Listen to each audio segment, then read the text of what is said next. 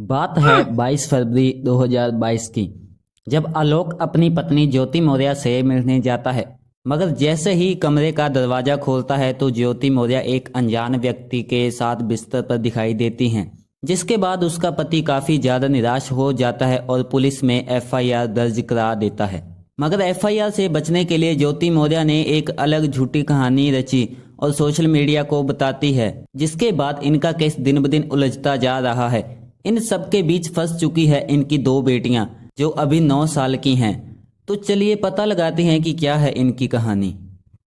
ज्योति मौर्य जो वर्तमान में एक एसडीएम हैं, उनकी शादी 19 नवंबर 2010 को आलोक मौर्य से हो जाती है, जो प्रयागराज में धोमनगंज थाना के इलाके झलवा के रहने वाले हैं।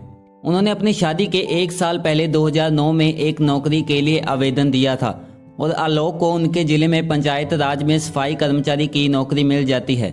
ज्योति मौर्य बनारस के एक चिरे गांव की रहने वाली थी। उसके पिताजी एक परचून की दुकान पर काम करते थे। ज्योति मौर्य पढ़ने में काफ़ी ज़्यादा होशियार थी, इसलिए उन्होंने शादी के बाद अपने पति आलोक से आगे पढ़ने के लिए कहा।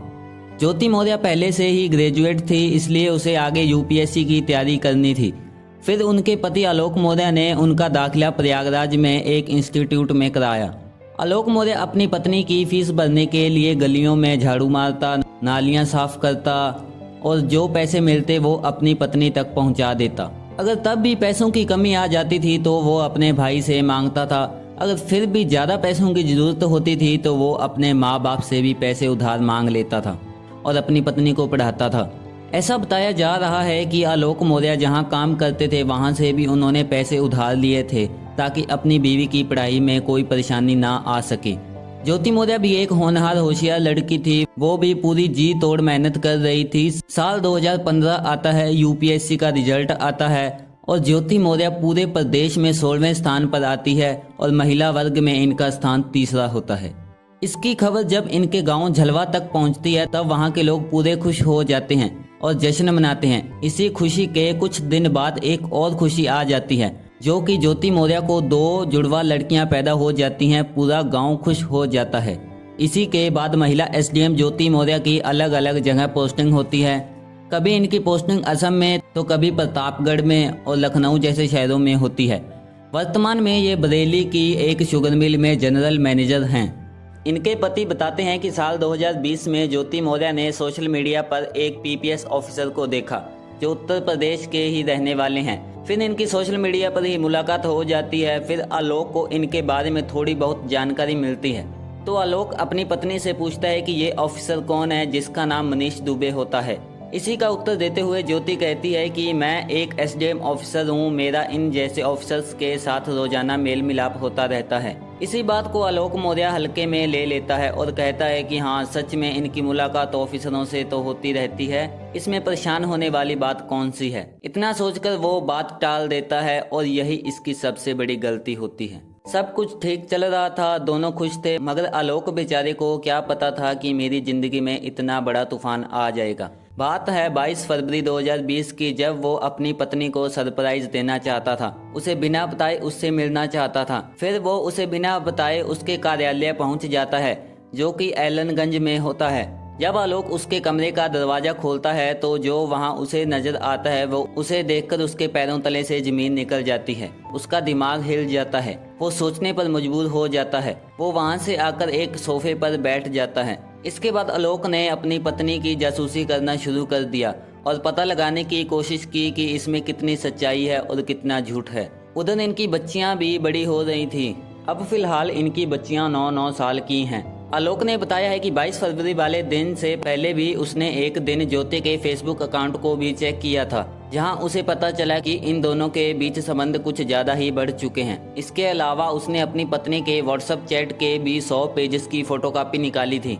जब उसने इस चैट को पढ़ा तो इसमें बहुत ही गंदी गंदी अश्लील बातों का जिक्र हुआ है। इसको देखकर भी उसका दिमाग हिल जाता है और आलोक की हालत भी खराब हो जाती है। आलोक ने इन पेजेस को मीडिया के हाथों में पकड़ा दिया और वो वायरल होने लग गए। इसके बाद जब इसका इंटरव्यू लिया गया तो वो भी सोशल मीडिया पर काफ़ी तेजी से वायरल हुआ। इन सब बातों से पता चलता है कि ये महिला जिसको इसके पति ने इतना पढ़ाया लिखाया, नौकरी लगवाया, इसके बाद वो उसे छोड़कर किसी दूसरे व्यक्ति के प्यार में पड़ जाती है तो कितनी हैरानी की बात है। इसके बाद मनीष दुबे की पत्नी ने आलोक मौर्य से बात की और ये बात सोशल मीडिया पर वायरल हो जाती है। तो उसमें दिखाया जाता है कि मनीष दुबे की पत्नी आलोक से कहती है कि भैया हमारा घर पूरी तरह से उजड़ जाएगा, कृपया मेरी मदद करें। इसके बाद आलोक कहता है कि दीदी आप परेशान मत होइए। इनकी बातचीत से यह भी पता चलता है कि आलोक महिलाओं की कितनी रिस्पेक्ट करता है, क्योंकि जो व्यक्ति उसकी पत्नी के साथ आपत्तिजनक स्थिति में पाया गया था वो उसकी पत्नी को बहन दीदी बोल रहा है। इसके बाद इस कहानी के दूसरे पार्ट में देखें तो जब मीडिया महिला एसडीएम ज्योति मौर्य के पास जाती है और उससे पूछताछ करती है कि जिस व्यक्ति ने तुम्हें इतना पढ़ाया लिखाया काबिल बनाया, तुमने इसके साथ ऐसा क्यों किया, तभी महिला एसडीएम ज्योति मौर्य कहती है कि 7 मई 2023 को मैंने अपने पति के खिलाफ धोमनगंज थाने में रिपोर्ट दर्ज करवाई है, क्योंकि उसका पति लगातार उससे दहेज की मांग कर रहा था। कहता है कि मुझे 50 लाख रुपए और एक बना बनाया घर चाहिए। इसके अलावा ज्योति ने बताया कि जब हमारी शादी हुई थी तो उसे बताया गया था कि आलोक ग्राम पंचायत में काम करते हैं, मगर कुछ समय बाद पता चला कि उनके पति एक सफाई कर्मचारी हैं, तो उसे बहुत बुरा लगा। इसके बाद इसका जिक्र उसने अपने माता पिता बाकी लोगों से भी किया था। ज्योति शादी से पहले भी यूपीएससी की तैयारी कर रही थी और बाद में भी की है। ज्योति ने यह भी कहा है कि आलोक ने मेरी कोई भी मदद नहीं की है, बल्कि इसके बावजूद मैंने नौकरी प्राप्त करके घर खर्चा संभाला है। और इसके बाद कहती हैं कि मेरे ऊपर जो इल्जाम लगाए गए हैं वे सभी गलत हैं, कृपया इन्हें हटाया जाए। इसके बाद जब इनकी कहानी टीवी सोशल मीडिया पर आती है तो लोग कहते हैं कि अगर ज्योति को इनका पति पसंद नहीं था तो वो इन्हें छोड़ सकती थी और नौकरी लगने के बाद भी छोड़ सकती थी। इसके बाद जब आलोक डीजी होमगार्ड के पास शिकायत करता है तो इस केस की जाँच पड़ताल इलाहाबाद के डीआईजी को सौंपते हैं और कहते हैं कि भविष्य में जो भी खबर सच निकल कर आएगी इसके बाद ही न्याय होगा और सच झूठ का पता चलेगा।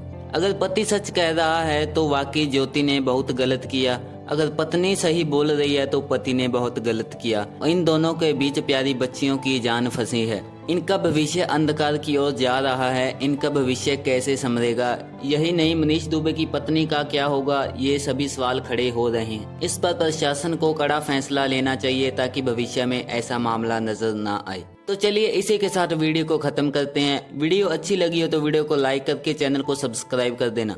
धन्यवाद।